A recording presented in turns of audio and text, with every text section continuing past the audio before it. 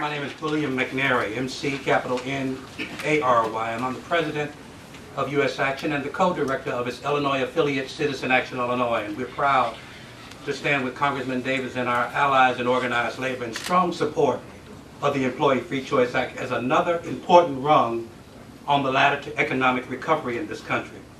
Today, as we stand here in Chicago, President Obama is in Denver signing the American Recovery and Reinvestment Act into law, and it will jumpstart America's economic recovery by providing much-needed infrastructure jobs and money for states to pay for health care and education.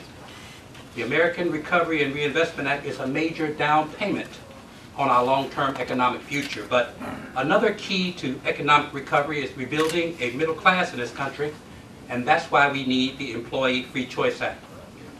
Big business and corporate CEOs have too much power, they make too much money, and they wield too much influence. They get golden parachutes and bailouts, while the workers get lower wages and higher health care costs and reduced pensions.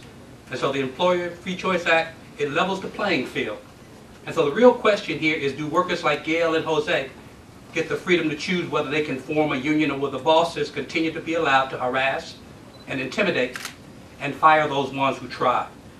Workers deserve the freedom of choice to join a union to level the playing field so they can bargain for affordable health care, job security, and retirement security. But if we don't commit to making a serious investment in good union jobs now, we won't be able to generate the revenues for a strong economy.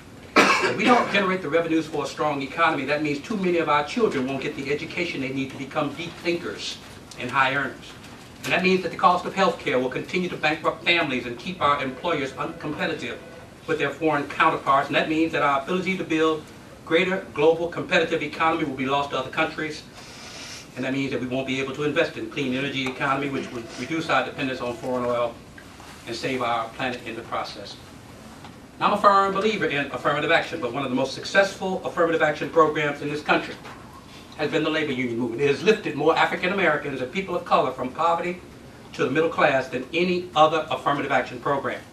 According to the Center for Tax and Budget Accountability State of Working Illinois, both African American and Latino union members have weekly wages that are 23% higher than their non-union counterparts. And many union members earn 26% more than women that are not union. But this is more than just numbers and statistics on a flat page. Let me close quickly with the story about an African American man who left Tennessee to come to Chicago in the 1950s, where he met and married a woman who had come to Chicago from Alabama. They gave birth to 5 children, and one child died when he was 2 days old. The father worked 2 to 3 jobs so he could provide for his wife and 4 kids. He moved furniture. He drove a delivery truck. He drove a cab. He delivered pizzas. He very seldom spent time with his kids, and he was always tired when he came home. He went to bed late, and he got up early. One day, a friend told this man about a job at a bicycle factory on Costner Avenue in Chicago. And he was lucky enough to get that job there, and he still worked hard for 8 hours every day, helping to produce one of the finest bicycles in the world, a Schwinn bicycle. And because it was a union job, he not only got a decent wage, he got health insurance benefits for himself and his family, and he began to spend more time with his family and his 4 children. And he took his family to the annual company picnic, where one of his sons would always win the eating contest, whether it was a pie eating contest or a watermelon eating contest. And he gave his families a middle-class lifestyle, which allowed his oldest son to be the first one in the history of his family to attend college.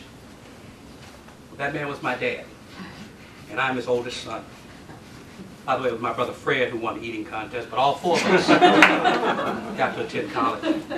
And so the building blocks of a middle-class lifestyle, allowing a father to spend quality time with his family, giving his children the opportunities that he never had, the ability to live a meaningful and fulfilling life rested squarely on the back of a strong labor union contract. And that's why we need the Employee Free Choice Act, because it demands that employers treat workers with the dignity and respect that they have earned and deserve. And with the Employee Free Choice Act, we can rebuild an economy that draws on the full talents of every American worker. And so I look forward to working with the Congressman and my friends in labor to pass the Employee Free Choice Act as a cornerstone to the progress of economic recovery. So my sisters and brothers, let us move forward in love, not in word and speech, but in truth and action. Thank you so much.